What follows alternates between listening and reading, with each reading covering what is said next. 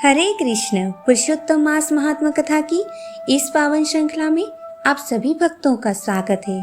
पिछले अध्याय में आपने सुना था कि निर्धन ब्राह्मण भूखा ही सो गया था और उसके द्वार पर एक दिव्य संत आए।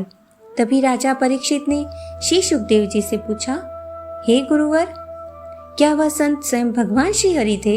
राजा परीक्षित का यह प्रश्न सुनकर श्री सुखदेव जी मुस्कुराए और बोले, हे राजन, भगवान अपने सच्चे भक्तों की रक्षा हेतु किसी भी रूप में प्रकट हो सकते हैं। इसके बाद श्री सुखदेव जी ने उस निर्धन ब्राह्मण की कथा को आगे बढ़ाते हुए बताया कि उस रात जब वह निर्धन ब्राह्मण भूखा सो रहा था, तभी वह दिव्य संत धीरे धीरे उनके द्वार पर आए और उनके घर के भीतर प्रवेश किया और ब्राह्मण और उसकी पत्नी से ने आदर पूर्वक उन्हें प्रणाम किया।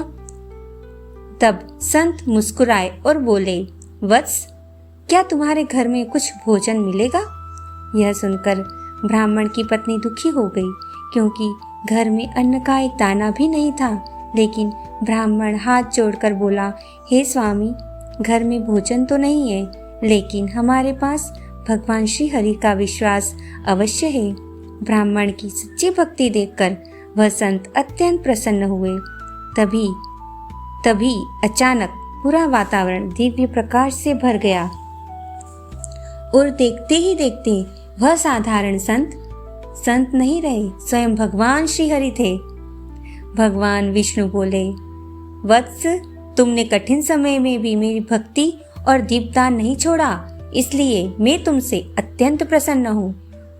लेकिन भगवान श्री हरि ने उस निर्धन ब्राह्मण को कौन सा अद्भुत वरदान दिया और आगे क्या हुआ, यह हम जानेंगे पुरुषोत्तम मास महात्मा कथा अध्याय 8 में।